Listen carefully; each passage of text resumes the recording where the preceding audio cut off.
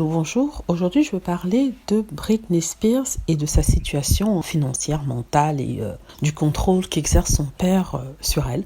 En fait, le titre de cette vidéo aurait dû être Britney Spears, son père, son bourreau.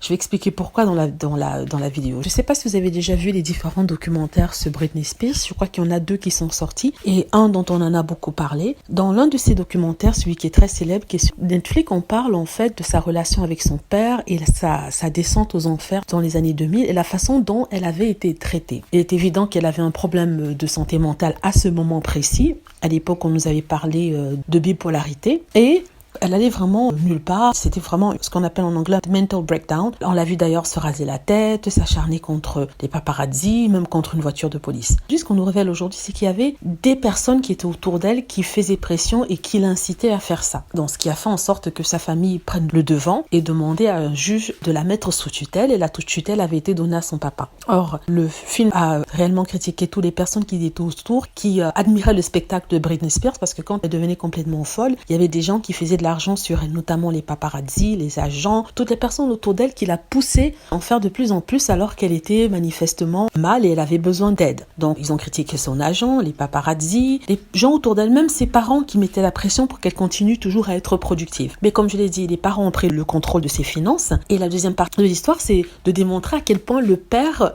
exerce ce contrôle sur elle malgré le fait qu'elle puisse vivre une vie normale et puisse être indépendante. Ce que disent les gens, c'est qu'on l'infantilise, on la maintient sous contrôle de son père qui apparemment se paierait des commissions énormes et se ferait de l'argent pour manager ses affaires. Et même la mère de Britney Spears, qui est maintenant séparée de son père, s'est portée en faux contre son père en disant que voilà, le père a peut-être des raisons ultérieures de vouloir garder le contrôle sur les finances de sa fille et il fait tout pour la maintenir. Récemment, il a été révélé que dans la pétition du père de garder le contrôle de la fortune et d'être toujours le tuteur de Britney Spears, l'une des raisons sur le document était qu'elle avait un début d'Alzheimer. Donc ce sont des allégations qui ont été faites devant le tribunal, mais d'après certains jamais prouvées. Mais les gens se demandent pourquoi il a mentionné Alzheimer en ce qui concerne Britney Spears. Pourtant, jusque-là, on parlait que de bipolarité. Et on dit qu'il veut absolument garder le contrôle parce que grâce à elle, il gagne un salaire et c'est ce salaire-là qui lui permet de vivre, de maintenir son train de vie. La maman de Britney Spears a écrit au juge. La tutelle de Britney Spears a été temporairement enlevée du papa et on ne sait pas encore qui l'a pris sous tutelle. Rappelons que Britney Spears a 2 garçons, 2 adolescents qui ont eu des problèmes avec le papa Jamie Spears